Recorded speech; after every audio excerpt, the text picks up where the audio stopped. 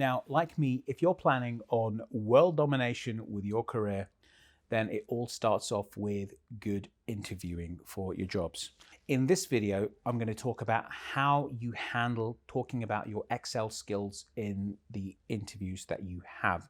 Because most of the advice that I've seen out on the internet is very poor when it comes to this topic. As the world of work evolves, Excel skills are needed more than ever before. I've had over 30 job offers in 12 years of my career. I work as a high-level consultant and contractor, so I have to apply and reapply. And so I've got this thing down to an art. And what I've found is that the way you talk about Excel can be the difference between getting a good offer that you want and not getting anything at all. Now, the first thing I want to do is to address some of the advice which is out there on blogs and videos and podcasts and whatnot. And really what it is that the people who are giving that advice, all they do is they say things like, well, you should learn about pivot tables. You should learn about vlookups because you'll get asked about those. And you should learn X and Y and Z and blah, blah. And you know what? Forget all of that. That's the wrong strategy to have. Now, let me tell you, if you need to sit there and practice and learn all those things, then you've got bigger problems, okay? Because chances are you can end up in an interview situation where you will fumble, okay? So the first thing I say to you is if you're at that point where you don't even know how to talk to pivot tables and formulas and all those good things, then you need to go away and learn those. And there is a course where you can learn all those things. But let's assume that you've got a modicum of knowledge and skills in Excel. Now, how best to approach this? Well, it's not to start saying things like, oh, I do know pivot tables and formulas and all that. It's not that. That's the wrong place.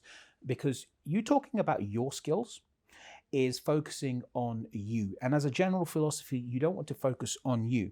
When you're in an interview situation, you want to focus on the interviewer and therefore the company and the team and their problems, their pains, the things that keep them up at night.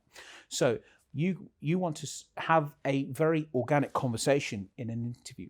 And from that organic conversation, you should be able to elicit what pains the hiring manager is going through. And typically, if you're an accountant or an analyst or a project manager, there's always some problems around, let's say, reporting, okay? So reporting is broken, or the person currently doing the reporting doesn't necessarily have the right skill set. So you can simply say, well, when I was at Acme company XYZ, whatever you want to call it, we had a broken reporting process. So I came in and I immediately saw that we needed to rectify that process. So I worked out what all the best points were in the week and in the month to get all of the information and data that we need from the right people. And then I went about and created a spreadsheet which held all of that information and which tracked it and which organized all that information. And then I created all of the analysis. So I used pivot tables and I used filters. And then I produced outputs on that, and we immediately solved the problem that we were having, and we were saving half a day a week doing that, or we were saving a day a month doing that.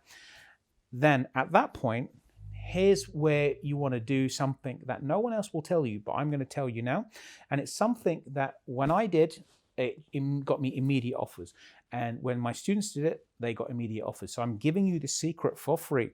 Here's what you want to do. You want to bring your laptop with you into the interview, okay? And you want to, at that point, say, let me take out my laptop and let me show you what I did. Now, this is the biggest difference there is, okay? Do not tell people about what you've done. Show them, demonstrate to them. When you show a hiring manager something that you've done previously at work, they're going to look at that and think, this person knows what they're doing. This person is showing me something in a real world scenario. And often they will look at that and they will say, this is exactly what I want someone to do as well. And even if they don't want someone to do exactly that, they can see how you've done something. They can go in there and they can look at the formulas that you've written, the pivot tables that you've constructed, or even better, the VBA automation that you've done.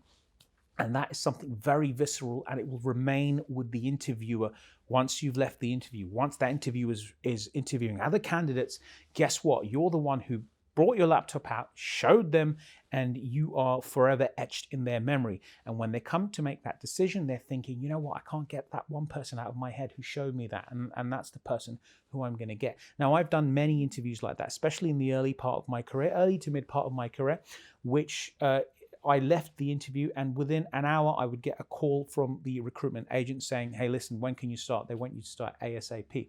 So that, my friends, is how you talk about Excel and how you talk to Excel in an interview.